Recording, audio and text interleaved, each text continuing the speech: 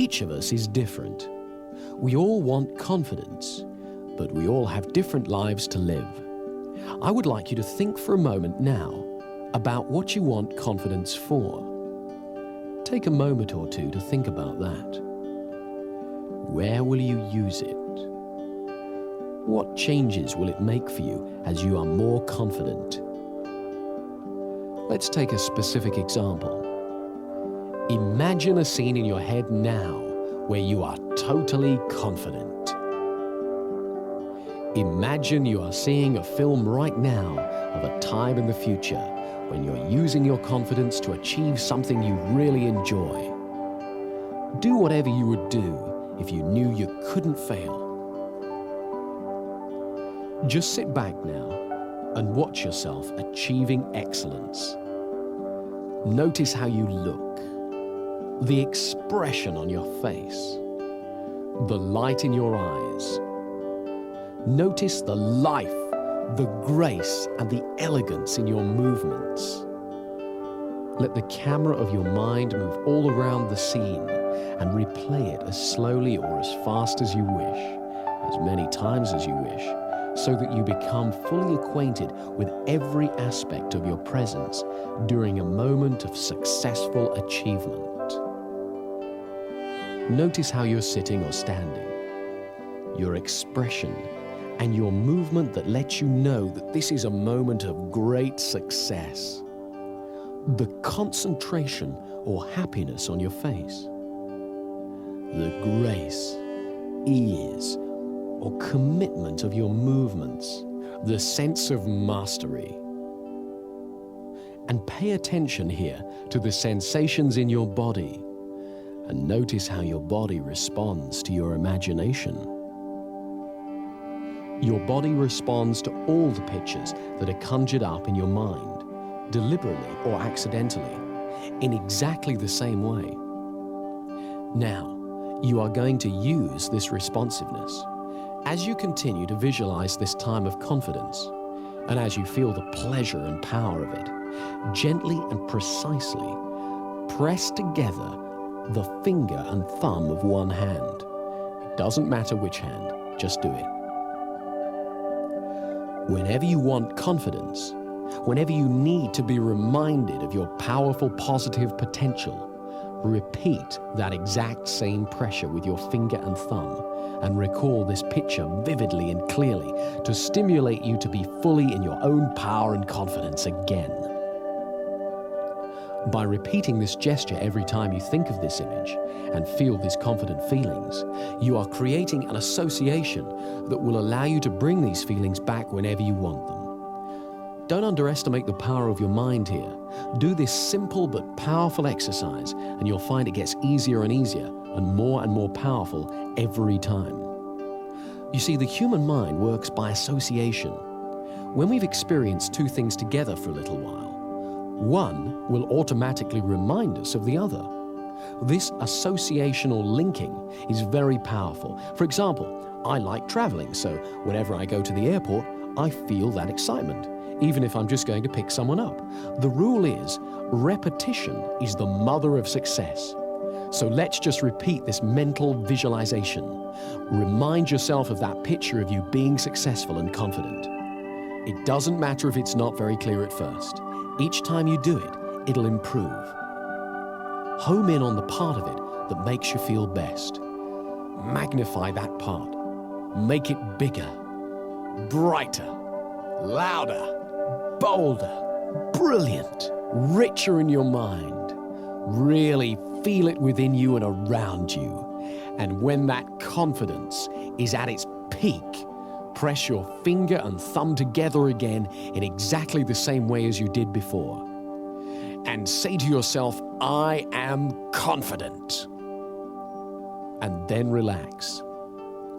You are making that finger and thumb pressure into a signal to your unconscious mind to call up that feeling of confidence and power within you. Practice this imagining for at least 3 weeks every day, and then whenever you feel challenged, you can repeat that exact same movement. Concentrate for a few moments and access your inner state of confidence. Do it 21 times in a row. Olympic athletes the world over have used exactly this technique to prepare to win their competitions. Now you can use it. You see, we're all born with confidence. Babies are confident. They cry and they expect to be fed. They explore and they have no fear. We all have the ability to regain the confidence we are born with. And one of the main things we have to do, which is ridiculously simple, is just to make room for confidence. People who've lost confidence feel fear, and so they often hurry to get past things or hang back and avoid them. They speak too little or too fast. And when they feel awkward because they're doing these things, they have a tendency to do them even more. To let ourselves feel confident, we need two simple qualities: patience and flexible thinking. A few years ago, I was giving a presentation at a conference. I was on a panel with two other speakers, and while they spoke, I was really enjoying relaxing and being a member of the audience. And so it came as a bit of a shock to me when I was called to speak. I went to the rostrum and looked out and saw a huge room full of people looking at me. All of a sudden, I felt my stomach tighten and my hands went clammy and started to tremble. I was very surprised because I'm used to appearing in public, so I wasn't expecting to feel anything like that. So what I did was nothing. I just stood there and I noticed my feelings. First of all, I noticed my breathing, and I got used to standing where I was. I thought for a moment about what I was going to say and how much I believed in it, and I accepted that my body was excited. I was excited. I didn't have to call it stage fright or lack of confidence. I was excited. And that added a spark to my presentation. Then, when I felt ready to speak, I began. Now, this was a fairly simple little incident, but it shows three things. Firstly, you never know when you're going to be surprised, because I had no idea I was going to feel anything like that when I stood up. Secondly, it reminded me of the value of patience. I simply took my time to notice what I felt and got used to it. I didn't rush away from my feelings by diving straight into my presentation in a terrible rush. And when I acknowledged how I felt, it wasn't overwhelming. It helped to notice my breathing and to let that be calm as well. Thirdly, I reminded myself that the feeling I felt wasn't good or bad. It was just what I felt. And I could choose to call it fear or stage fright or eagerness or excitement. And I chose to call it excitement. I was reminded of this when I was sent a tape of my presentation, and I heard the pause before I started to speak. That was the pause I took to make room for my confidence. There are lots of ways you can make room for confidence in your life. In conversations, we can practice confident listening. Confident listening is allowing yourself to concentrate fully on the other person's speech. It means that rather than preparing what I'm going to say, I really listen to you. And so often when I listen well, what I need to say, and when it's okay to say nothing, becomes much clearer.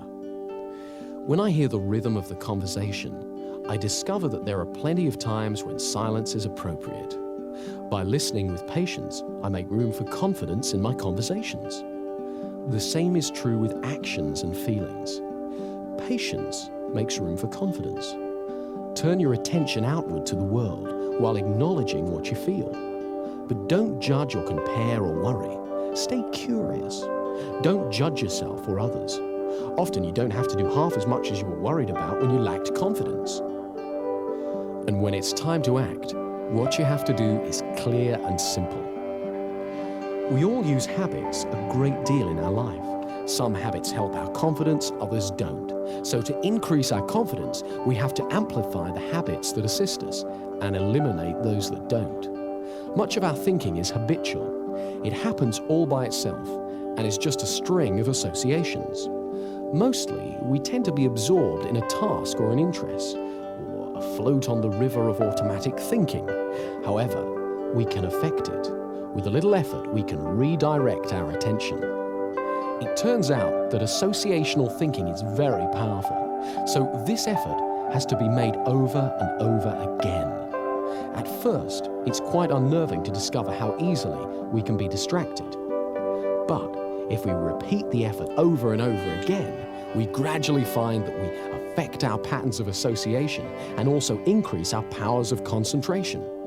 There's one very important way we need to make this effort. Nowadays, the atmosphere of ideas in which we live is very busy. Messages bombard us from all sides, and not all of them are very healthy. On television and radio, we're asked to buy far more than we can afford, and the news is always full of doom and disaster. To protect ourselves, we learn to ignore a great deal of it so that we're not overwhelmed. But unfortunately, we can also inadvertently ignore the beauty and blessings of life as well. So we must learn to be selective and to reinforce the positive, beautiful messages in our lives so that we nourish the positive and beautiful in ourselves. As we pay attention to the goodness in the outside world, we strengthen it within ourselves. It's also useful to phrase things positively, to use optimistic language whenever possible. I don't mean that we should ignore difficulties or problems, but that we should always look towards the solution, not the negativity. If we use positive words to ourselves and others, we're more likely to receive positive words and messages from them. Try to avoid putting people down or putting yourself down. If you want, you can make a game of cleaning up your language. Do it by yourself or with a friend. Watch out for negative phrases like, I can't, or I shouldn't, or I'll never, or I'm just not very good, or starting sentences with but or no. Whenever you hear yourself or a friend use a phrase like that, stop and rephrase it in positive terms. For example, instead of I can't do such and such, use I can learn how to do such and such, or I haven't learned to do such and such yet. There's no fixed meaning in life except the meaning that we bring to it. So let's make your life brighter by looking at things that you've got going for you. Positive thinking becomes a self-fulfilling prophecy. Every time we pay attention to something, we energize its presence within us. If we pay attention to negative thoughts, we just make them stronger. So they crop up more and more often. But when we pay attention to positive thoughts, we strengthen them so that they return to our consciousness more and more often. Whatever you pay attention to returns to your awareness more and more frequently. So it's vitally important to acknowledge and concentrate on your successes, great and small, and what's really healthy and rewarding around you. Remember, you always get more of what you focus on in life. Here's a way of focusing that power. These questions direct your mind to what's positive in your life, so in order to answer them, you have to experience some of the good feelings that go with the answer. Every morning, ask yourself, what do I feel happiest about in my life? Who or what in my life makes me feel most loved? Who or what in my life makes me feel richest? And if you don't know the answers to these questions yet, ask yourself instead, what could I feel happiest about? Who or what in my life could make me feel richer, happier, or more confident? When you were a child, you may have seen a model railway in a shop window. The train would go round and round the window, across the front and into a tunnel, and then out of the tunnel on the other side, across the front of the window, back into the tunnel, and so on. The conscious mind is a bit like the window. We see the train of our thoughts when it crosses the front of the mind, but the train carries on out of sight and pulls whatever we've seen through the tunnel, the unconscious mind. If we put positive thoughts onto that train when we see it, when it's in our conscious mind, it will automatically take them into the unconscious mind again and again. So whenever you think of yourself, think of your successful self, and the automatic, incessant train of our thoughts will take that positive picture of yourself to your unconscious And slowly but surely, your fundamental view of yourself will improve, and it will become natural to think of yourself as successful, competent, and confident. Another part of making room for confidence in our life is accepting that there is risk. This may sound odd at first. After all, we often wish that we had so much confidence that we could avoid risk. But confidence isn't knowledge. If we know we can do something, we don't need confidence. We can just do it.